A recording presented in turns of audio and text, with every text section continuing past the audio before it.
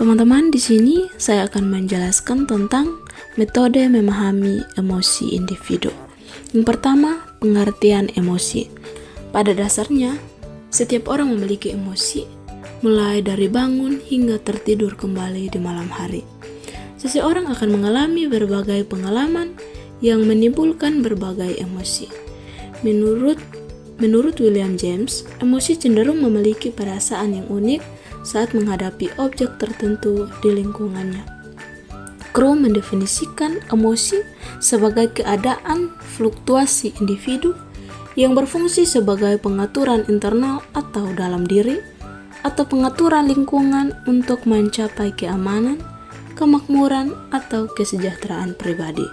Menurut Juhrini, mendefinisikan emosi sebagai suatu perasaan yang timbul melebihi batas yang kadang tidak dapat dikuasai oleh diri sendiri dan berakibat putusnya hubungan pribadi dengan dunia luar. Damsima berpendapat bahwa emosi adalah reaksi positif ataupun negatif terhadap objek, peristiwa, atau situasi-situasi yang diterima atau dirasakan individu. Emosi dapat diartikan pula menjadi bermacam-macam, seperti keadaan yang bergejolak, tidak seimbang, respon yang kuat dan tidak beraturan terhadap suatu stimulus yang didapatkan. Suatu emosi dikatakan mempunyai dinamika ketika emosi-emosi yang muncul dalam diri seseorang senantiasa berubah-ubah, di mana antara komponen-komponen emosi saling berkaitan satu sama lainnya. Yang kedua, emosi dasar manusia. Pentingnya mengenali emosi diri sendiri. Mengetahui dan memahami emosi diri sendiri membantu seseorang menjadi lebih sadar akan perasaan dan reaksi yang muncul dalam berbagai situasi. Dengan memahami emosi mereka sendiri, seseorang menjadi lebih mampu mengelola emosi mereka dengan cara yang sehat dan produktif. Karena mereka dapat memahami emosi mereka sendiri, mereka cenderung lebih peka terhadap emosi orang lain. Memahami emosi sendiri juga dapat membantu seseorang menjadi lebih peka terhadap emosi orang lain. Nah teman-teman, berikut ini ada 6 emosi dasar manusia. Yang pertama, bahagia. Sukacita adalah emosi yang mendorong perasaan bahagia, senang, dan kegembiraan. Fungsi utamanya adalah memberikan rasa kenikmatan dan kepuasan atas peristiwa positif, pencapaian, atau hubungan sosial yang baik. Sukacita juga dapat memperkuat ikatan sosial dan meningkatkan keinginan untuk mencapai tujuan. Yang kedua, takut. Emosi takut adalah mekanisme yang membantu manusia merespon potensi ancaman atau bahaya. Fungsi utamanya adalah melindungi diri dari situasi berbahaya dan meningkatkan peluang bertahan hidup. Emosi takut juga dapat membantu dalam menghindari risiko dan membuat keputusan berdasarkan pertimbangan keamanan.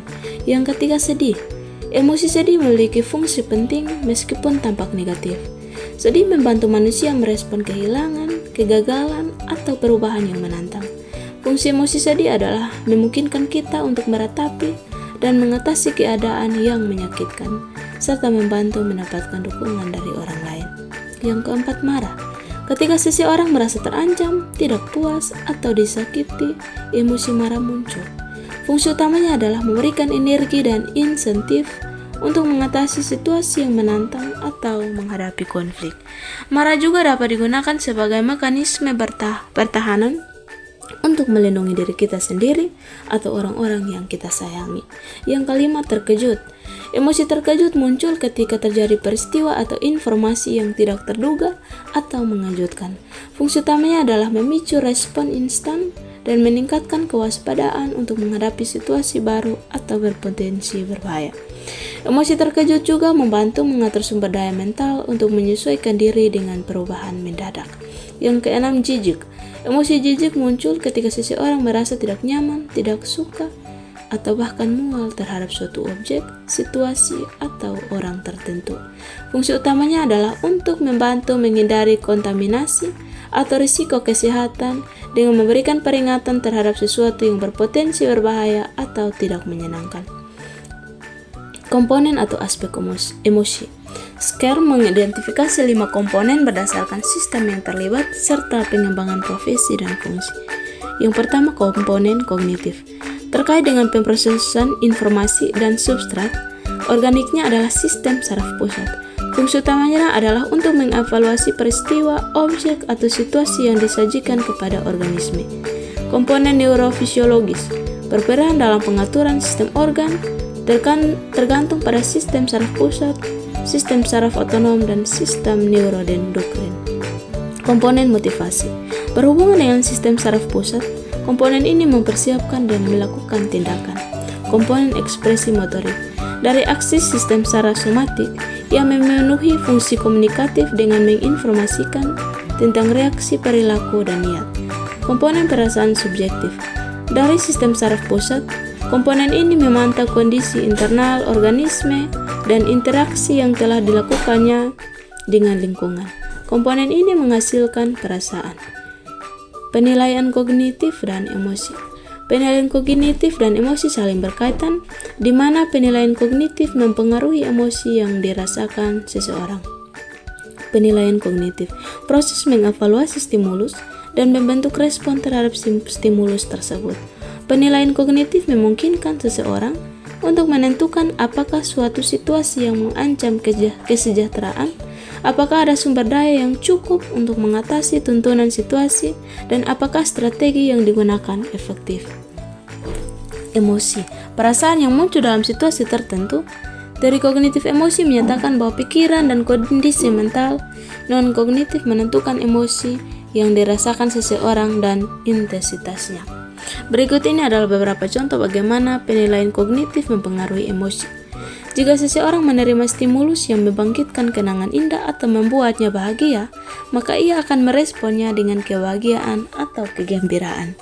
Jika seseorang menerima stimulus yang dapat menimbulkan stres atau berbahaya, maka ia akan mengekspresikan emosi marah, takut, atau sedih. Penilaian ulang kognitif adalah keterampilan yang dapat membantu seseorang menemukan interpretasi yang masuk akal dari suatu peristiwa dan bertindak sesuai dengannya. Dampak emosi manusia. Emosi dapat berdampak positif maupun negatif pada kesehatan dan perilaku manusia. Di antaranya, dampak emosi negatif. Emosi negatif dapat menyebabkan stres kronis yang berdampak pada kesehatan fisik dan mental. Beberapa emosi negatif di antaranya meningkatkan risiko penyakit jantung, stroke, dan gangguan pencernaan, melemahkan sistem kekebalan tubuh, memperburuk kecemasan dan depresi, merusak paru-paru, menurunkan kepercayaan diri dan harga diri, membuat tidak puas dengan kehidupan, membuat berperilaku semaunya tanpa memikirkan perasaan orang lain. Dampak emosi positif.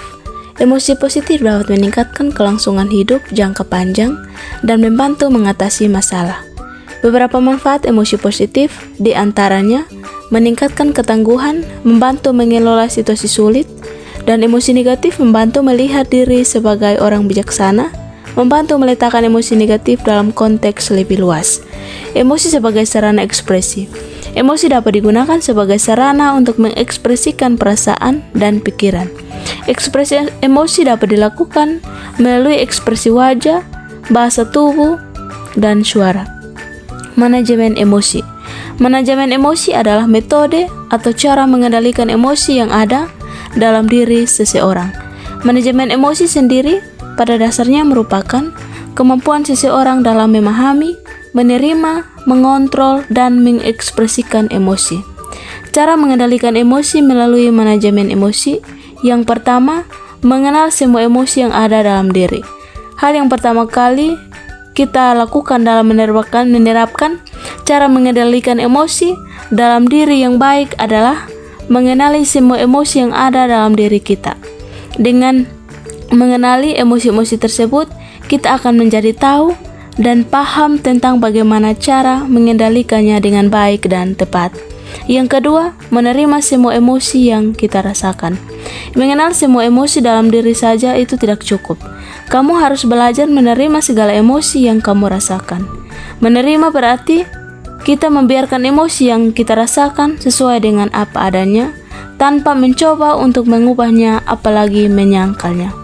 Yang ketiga, kenali situasi sekitar. Munculnya emosi itu dipicu oleh hal-hal yang ada di sekitar kita, baik oleh waktu, tempat, ataupun situasi tertentu. Misalnya saat kita sendirian berada di situasi keramaian, Emosi yang biasanya kita rasakan adalah emosi takut, dan hal tersebut merupakan hal yang wajar. Yang keempat, terus berlatih.